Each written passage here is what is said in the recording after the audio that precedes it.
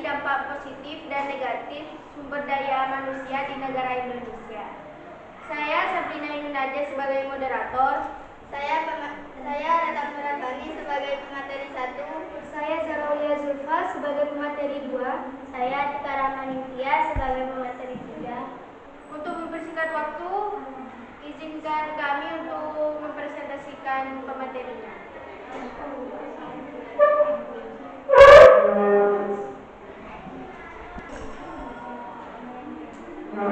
Potensi sumber daya manusia Indonesia dan upaya pemanfaatannya adalah salah satu modal Indonesia untuk menjadi negara maju.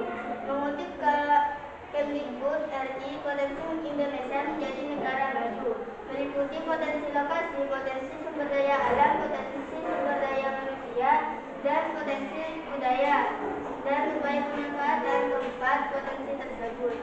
Berikut ini ringkasan materi potensi sumber daya manusia Indonesia dan upaya pemanfaatannya untuk menjadi negara maju. Potensi sumber daya manusia Indonesia meliputi 3 hal, yaitu potensi dan upaya Indonesia menjadi negara maju. Berikut ini penjelasannya. Gambaran perang terbuka Iran Hizbullah versus Israel, artikel Kompas.id. Jumlah penduduk dapat menjadi salah satu potensi bagi sumber daya manusia Indonesia. Selanjutnya akan diberikan kepada pemateri 2.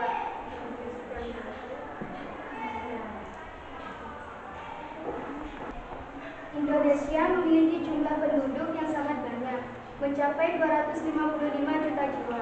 Tetapi jumlah penyebaran penduduk di Indonesia tidak merata. Jumlah penduduk terbanyak berada di Pulau Jawa. Agar persebaran penduduk merata, pemerintah Indonesia melaksanakan program transmigrasi bagi penduduk Pulau Jawa. Keuntungan program transmigrasi adalah disediakan berbagai fasilitas untuk mendukung kehidupan para transmigran. Fasilitas untuk para transmigran meliputi rumah, lahan pertanian untuk digarap, hingga alat pertanian. Potensi sumber daya alam Indonesia, jumlah tenaga kerja, potensi sumber daya manusia dilihat melalui jumlah tenaga kerja. Adalah semakin banyak jumlah tenaga kerja yang diserap, maka pembangunan negara akan semakin besar. Selanjutnya akan dilanjutkan oleh pemateri ketiga.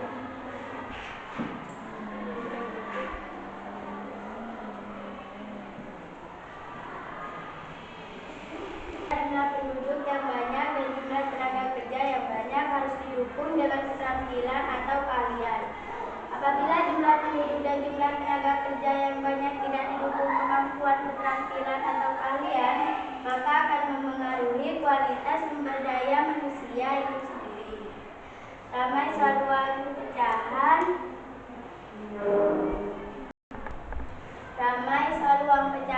75.000 disebut expired dan tak berlaku. Ini kata BI. Jumlah sarjana yang lulus di Indonesia mencapai rata-rata 250 per tahun. Artinya setiap tahun Indonesia mampu mencetak tenaga kerja intelektual sebanyak 250 orang.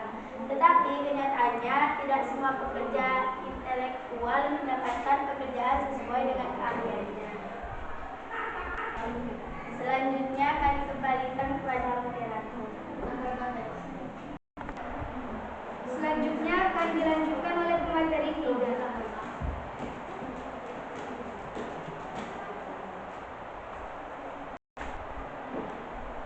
Dampak positif di negara Indonesia. 1. Letak geografis. Indonesia memiliki letak geografis yang strategis, yaitu berada di antara 2 benua dan samudra. Hal ini membuat Indonesia menjadi lalu lintas perdagangan dunia dengan kegiatan ekspor dan impor. 2. Keberagaman